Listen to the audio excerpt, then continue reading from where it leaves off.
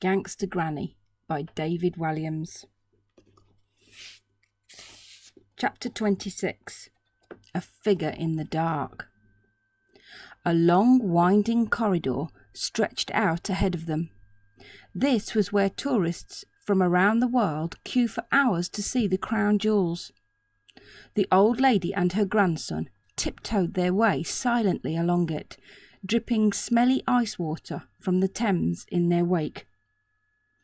Finally, they turned a corner into the main room where all the jewels were kept. Like the sun bursting through the clouds on a grey day, the jewels illuminated Ben and Granny's faces. The pair of thieves stopped in awe. Their mouths fell open as they looked at the treasures laid out before them. They were more magnificent than anyone could imagine. It truly was the most superb collection of precious objects in the world. Dear reader, not only were they beautiful and priceless, they symbolised hundreds of years of history. There were a number of royal crowns. St. Edward's crown, with which the new king or queen is crowned by the Archbishop of Canterbury during the coronation ceremony.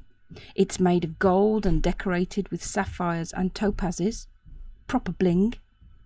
The imperial state crown, in which was set an incredible 3,000 gems, including the second star of Africa, the second largest stone cut from the largest diamond ever found. No, I don't know where the first star is. The breathtaking imperial crown of India, set with around 6,000 diamonds and magnificent rubies and emeralds. Unfortunately not in my size. The 12th century gold anointing spoon, used to anoint the king or queen with holy oil, not to be used for eating Cocoa Pops. Not forgetting the ampulla, the gold flask in the form of an eagle, which contains that holy oil, like a really posh thermos flask. And finally, the famous orb and sceptres. That's a lot of gear. If the crown jewels were featured in the Argos catalogue, they would probably look like this. Granny took out the rolled-up supermarket carrier bag she'd kept in her handbag, ready to put the crown jewels in. Right, we just need to break through this glass, she whispered. Ben looked at her with disbelief. I'm not sure we are going to get all of these jewels in there. Well, sorry dear, she whispered back. You have to pay 5 pence for plastic bags at the shops these days, so I only bought the one. The glass was inches thick, bulletproof. Ben had smuggled a few compound chemicals out of his science class and combined them to go crack, boom, if set alight. They stuck the chemicals to the glass with some blue tack. Then Granny attached one end of a ball of pink wool to the blue tack. Wool would be the perfect fuse. Then she produced some matches. They just needed to make sure they were far enough away from the explosion. Otherwise, they might be blown up too. Right, Ben, whispered Granny. Let's get as far away from the glass as we can. The pair retreated around a wall, unravelling the pink wool as they went. Do you want to light the fuse? Said Granny. Ben nodded. He really wanted to, but his hands were trembling so much with excitement, he didn't know if he could. Ben opened the matchbox. There were only 2 matches inside. He went to strike the first, but his hands were shaking so much that it broke in 2 when he did.